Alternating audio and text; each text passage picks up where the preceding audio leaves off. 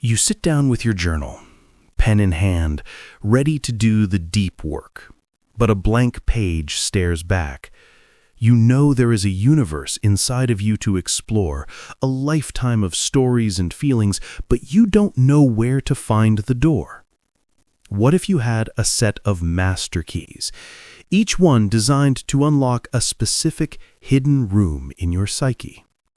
Most people use their journal to complain about their day, to vent, to spin in the same circles of thought.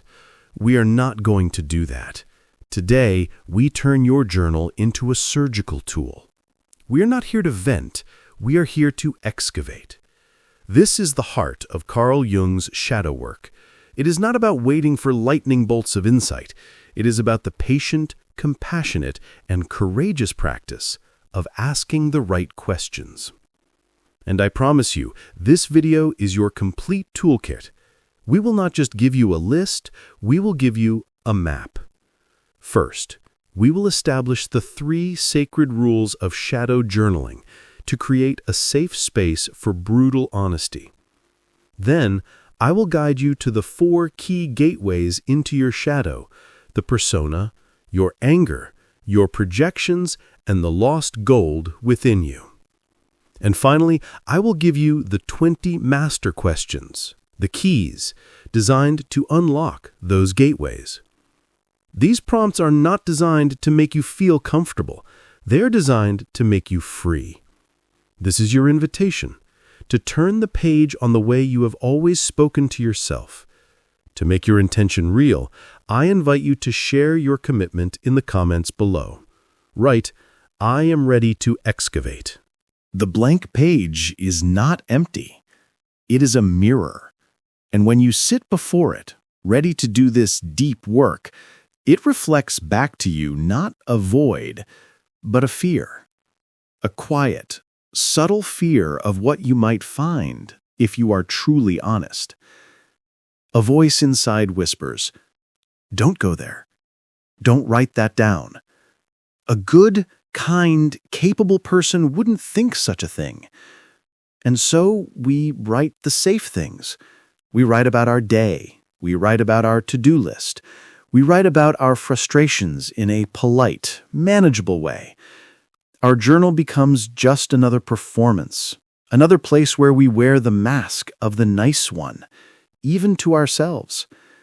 This is the first great barrier in shadow work. The belief that our truth is too ugly, too petty, too dark to be written down, even in private. The great pioneer of the unconscious, Carl Jung, knew this intimately.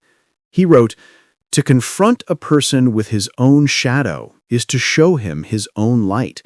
But before we can see the light, we must be willing to look into the dark. And that requires a very specific kind of courage. It also requires a very specific kind of space, a sacred container." Let's imagine Chloe. She's a nurse, 35 years old. She's just come home from a grueling 12-hour shift. She feels that bone-deep exhaustion we have spoken of, that soul tiredness that sleep cannot fix. She knows she needs to process her day. She opens her journal. She writes, "Work was hard today. I'm so tired." But her hand freezes. It will not write about the simmering rage she felt when a doctor dismissed her legitimate concerns about a patient. It will not write about the pang of envy she felt when her colleague mentioned her upcoming vacation. It will not write about the deep, aching need to just be taken care of for once. Why? Because the inner critic, her lifelong companion, is standing guard. It tells her that her anger is unprofessional, her envy is petty, her neediness is a weakness. So the journal remains a place of surfaces, a place of reporting, not revealing. And the pressure inside her continues to build. Chloe is not alone. You are not alone in this. This hesitation is not a flaw in your character. It is a sign that your inner world does not yet feel safe enough for the truth. So, before I give you a single question, a single prompt, we're going to build that safety together, right now.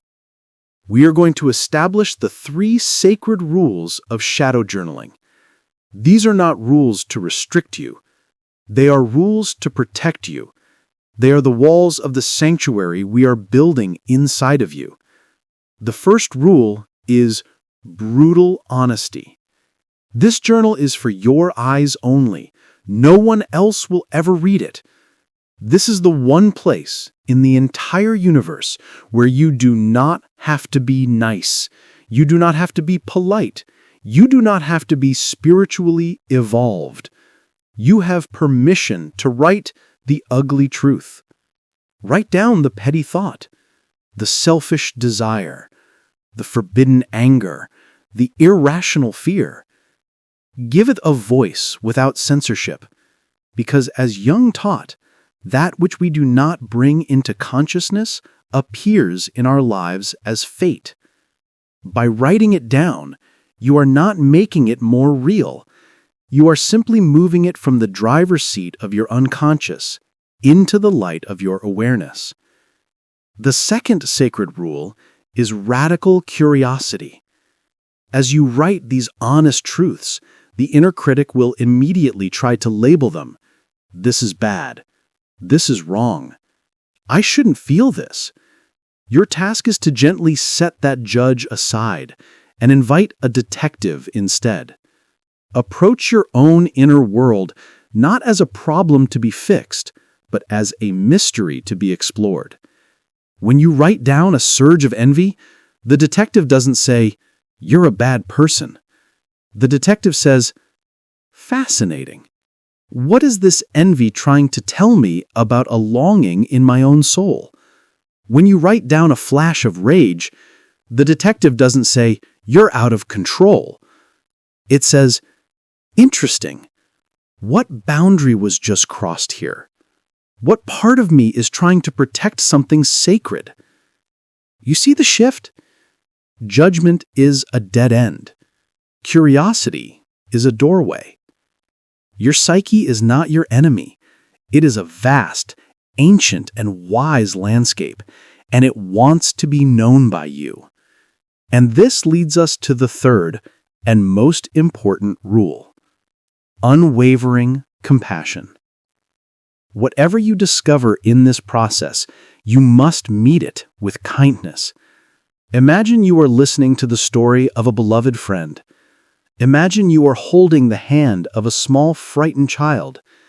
That is the energy you must bring to yourself. For decades, you have met your shadow with judgment, fear, and rejection. That is why it stays hidden. The only thing that can coax these exiled parts of you out of the darkness is the gentle, steady light of your own compassion. It is the promise that no matter what they reveal, you will not abandon them again. You will stay. You will listen. You will learn. This is the ultimate act of self-reparenting. So, let's return to Chloe, the exhausted nurse. Imagine her sitting with her journal, but this time she has this new contract. She takes a breath and reminds herself, brutal honesty, radical curiosity, unwavering compassion. Now, she thinks about the doctor who dismissed her. She allows herself to write, "I was furious with him. I wanted to scream." She feels the critic rise up. You can't feel that. But she remembers the second rule, curiosity. She asks, "Why was I so angry? What was that about?" And the answer comes, "Because my expertise was ignored. My voice didn't matter." And then the third rule, compassion. She writes, "Of course you felt angry. It makes sense that you felt unseen." In that moment, something profound shifts. The pressure inside her eases. She has not solved the problem with the doctor, but she has stopped the war inside herself. She has transformed her journal from a mirror of her fear into a sanctuary for her truth. This is the sacred container. This is the foundation. With these 3 rules in place, the blank page is no longer a threat. It is an invitation, an opportunity, a sacred space. Before we receive the first key, the first set of questions, I invite you to make this space sacred for yourself. Take a breath and silently agree to these 3 rules for the journey ahead: honesty, curiosity, compassion. This is your promise to yourself. The space is now safe. The container is sealed. Now, we need a map to the territory. Because the shadow is not one single place. It has different lands, different gateways that lead to different truths. And the first gateway we must pass through is the most familiar one of all: the gilded cage of the persona. The space is now safe. The container is sealed. Now, we need a map. Because the shadow is not one single dark land. It is a vast territory with many regions. And to navigate it, we must know the 4 primary gateways, the 4 doors that lead to the deepest truths within you. I will give you the keys to each door. 5 powerful questions for each gateway. Use them wisely. Use them with compassion. Our first destination is the most familiar place of all. It is the gilded cage, the grand stage. Gateway number 1, the persona and the people-pleaser. This is the land of your public face, the curated, edited, and approved version of you that you show the world. It is the mask of the good one, the capable one, the easygoing one. You know this mask well. You have worn it for a lifetime. But beneath its polished surface lies a profound exhaustion. These questions are designed to help you feel the weight of that mask and to begin to see the true face underneath. Take a breath. Here are your first 5 keys. 1. Describe a time this week you said yes when your body was screaming no. What were you afraid would happen if you had said no? 2. When you receive a compliment, what is the immediate, unfiltered thought in your head? Why do you think that is? 3. Who are you most afraid of disappointing, and what part of yourself do you hide from them? 4. If you could stop trying to be one thing, for example, nice, capable, or strong, what would it be? What would you be instead? 5. Write a letter to yourself from the perspective of your good person mask. What is it tired of doing? Pause with these. Feel their resonance. This is the beginning of reclaiming the energy you have spent on performance. But where does that performance come from? It comes from a deep need to control and suppress what lies behind the next door. This gateway is often guarded by fear. Gateway number 2, anger and boundaries. For so many of us, especially women, anger is a forbidden emotion. We were taught it was ugly, dangerous, unladylike. So we locked it away in the deepest dungeon of our shadow. But that anger is not a monster. It is a sacred guardian. It is the energy of your life force rising up to say, no, this is not right. A line has been crossed. Your exhaustion is the price you pay for keeping this powerful guardian chained. These questions are the keys to its cell. They are not meant to unleash rage. but to begin a conversation with your own protector. 6. What is a small, recurring annoyance in your life that you consistently tolerate? What boundary is it asking you to set? 7. Describe a time you felt righteous anger but swallowed it. What was the unspoken truth you wanted to declare? 8. If your anger had a voice, what is the one sentence it would scream at the world right now? 9.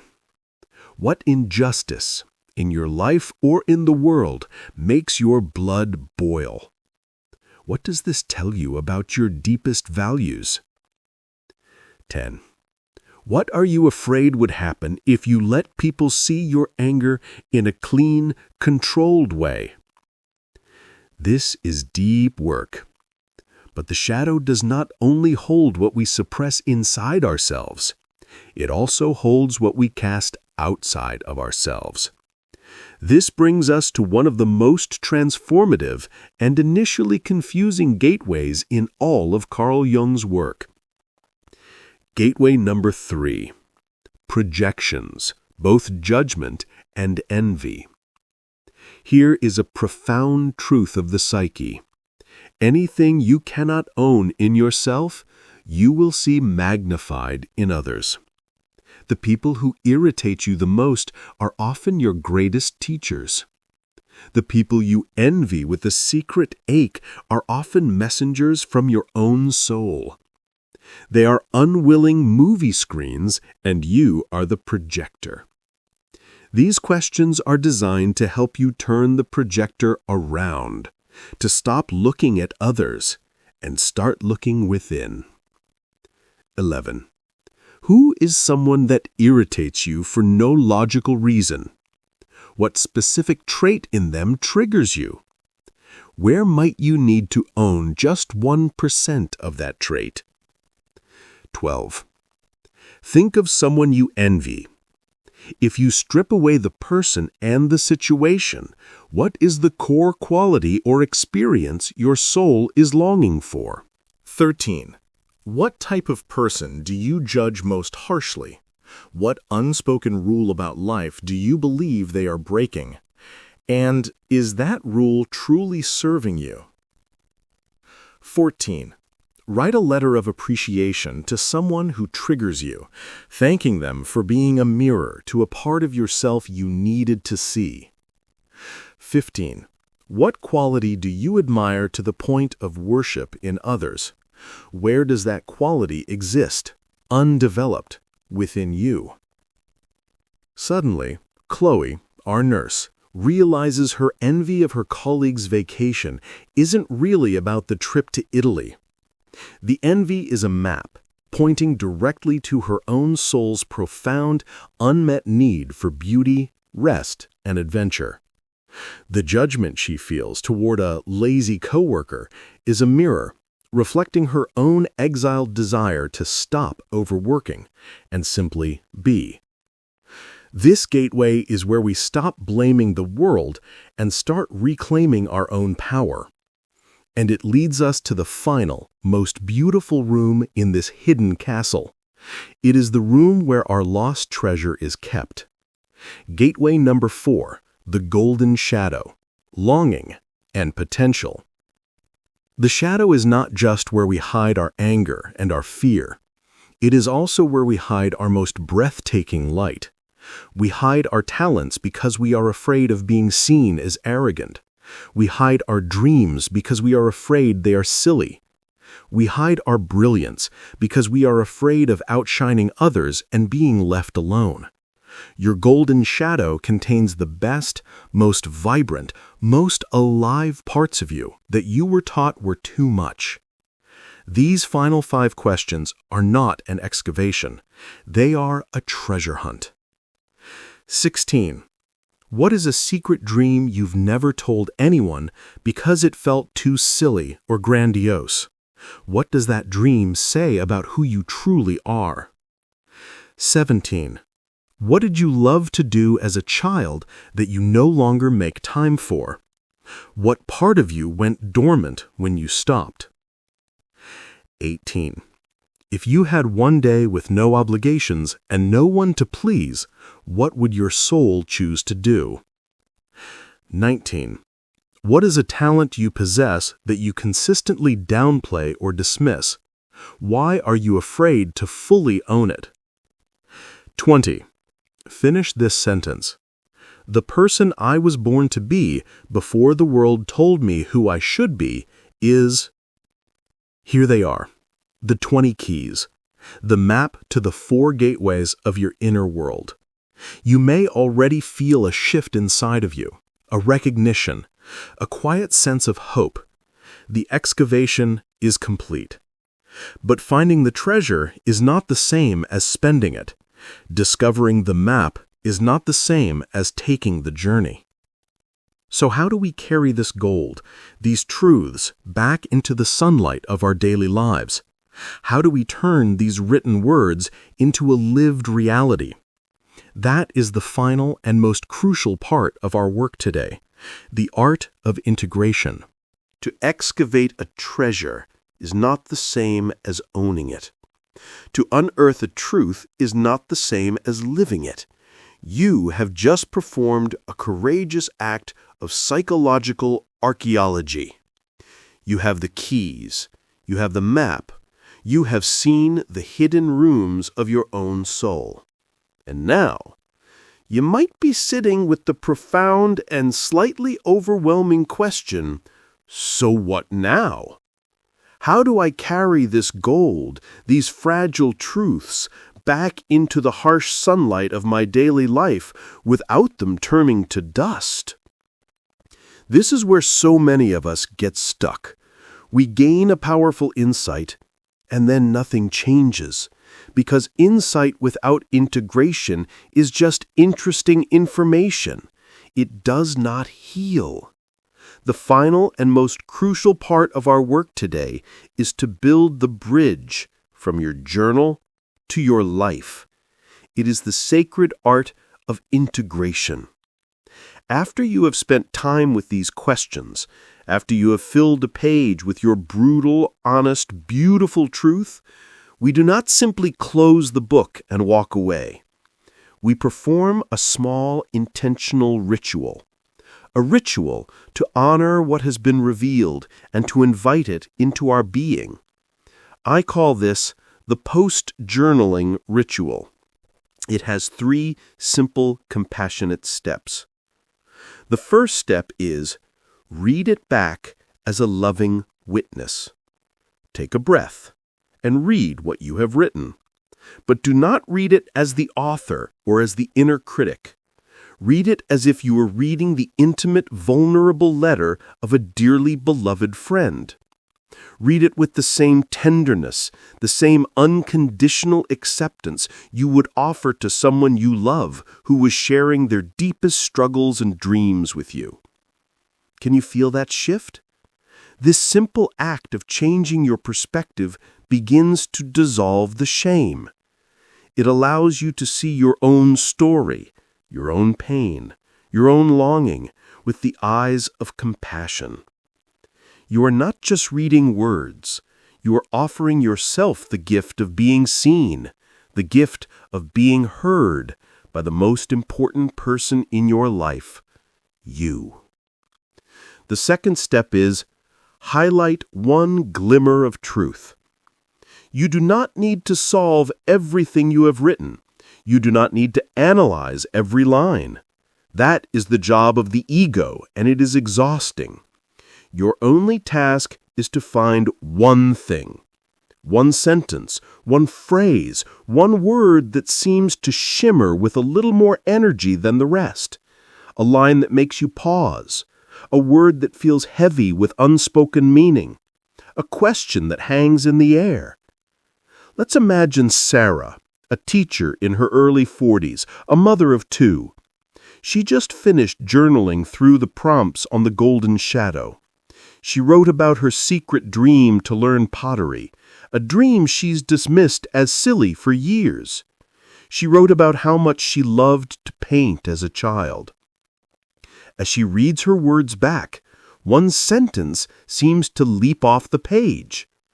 The part of me that went dormant was my joy in making something just for me, with no purpose. That is her glimmer of truth. It is not a grand, earth-shattering revelation. It is a quiet, profound whisper from her soul. She takes a pen and she circles it.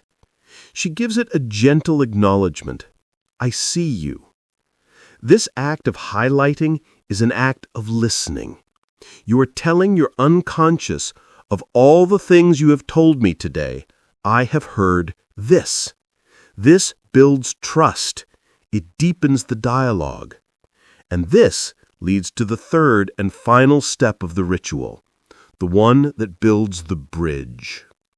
Step 3 is, ask the integration question.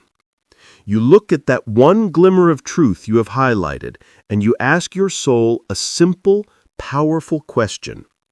What is the one small, compassionate action this insight asks of me this week? Notice the words, 1, not 10. Small, not a giant life change. Compassionate, not a harsh new discipline.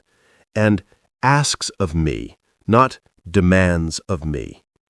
Sarah looks at her circled sentence about the joy of making something with no purpose. The old perfectionist voice, the inner critic, immediately jumps in with big, overwhelming ideas. You should sign up for a 10-week pottery course. You should turn the garage into a studio. These ideas are designed to be so big that she will do nothing. They are a sophisticated form of self-sabotage. But she remembers the new way, small, compassionate. She asks the integration question, and the answer that arises is quiet, gentle, doable. The insight asks me to go to the art supply store and just buy one pencil and a small sketchbook. That's it. That is the one small, compassionate action. It is not about becoming a professional artist. It is about honoring the whisper of her soul. It is about taking her inner truth and giving it a small, tangible form in the outer world. This is how real change happens, not in giant, dramatic leaps, but in 1,000 small, consistent acts of self-loyalty. One journal entry at a time, one glimmer of truth at a time, one compassionate action at a time. You are slowly, patiently, lovingly reweaving the fabric of your life to be in alignment with who you truly are. This is the power you hold in your hands. Your journal is not just a place to record your past. With this ritual, it becomes a laboratory for your future, a sacred space where you can listen to the deepest parts of yourself and then practice bringing that wisdom into the world one small, courageous step at a time. You have the map, you have the keys, and now you have the bridge. This journey is deeply personal, and it is also universal. We are all learning to listen, we are all learning to heal, and our journey is made lighter when we know we are not walking it alone. Today, we did not just learn about journaling. We transformed it.